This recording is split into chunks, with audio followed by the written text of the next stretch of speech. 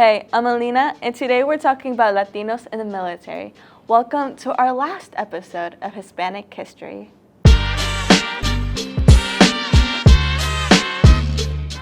Hispanics can be found fighting in the military all the way back to the American Revolution.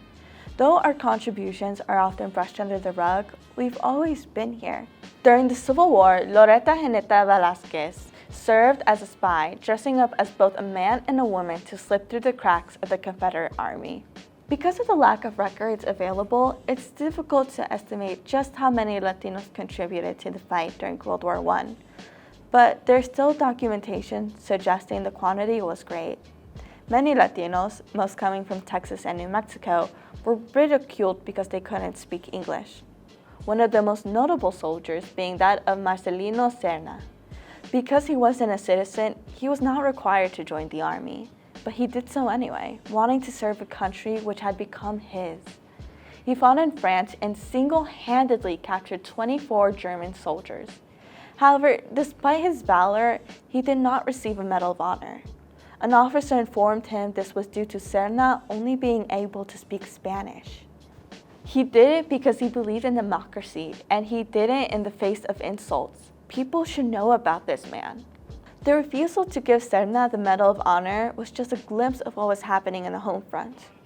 World War I served as an opportunity for Latinos to assimilate to American culture, but they faced heavy discrimination. In fact, World War I marks the beginning of Hispanic struggles for equal rights. Now, let's talk about World War II. Once again, we don't have an exact number of those who served, but most estimates say that 500,000 Latinos served in the military, including the 200 Puerto Ricanas who formed part of the Women's Army Corps. Latinos were one of the first soldiers to see combat. In fact, many were sent to the Philippines because they could speak Spanish. Meanwhile, at home, Latinos occupied the jobs of those overseas. In World War I, Latinos were not allowed to work in the defense industry. Now, they worked in shipyards, factories, and aircraft facilities.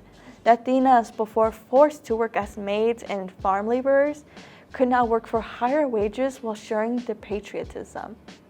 They also served as linguists, nurses, and Red Cross aides. The Barcero program was formed between Mexico and the United States in order to bring Mexican laborers to work agricultural jobs. The U.S. needed workers, and Latinos answered the call.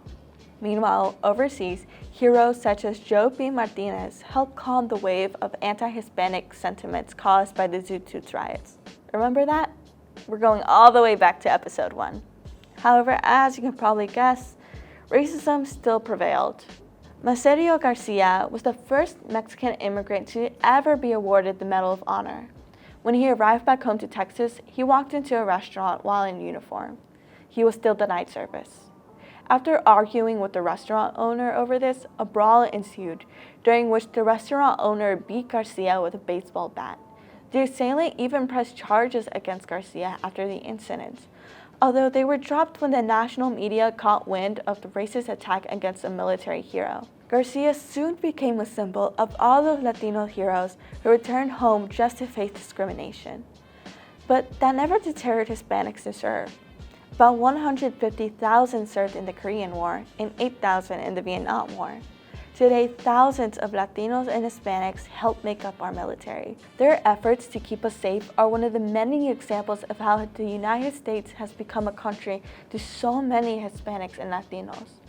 Whether you were born here or arrived just a few years ago, the United States has become part of so many Latinos' identities. It is as much a part of our identity as we are a part of it. We've always been here.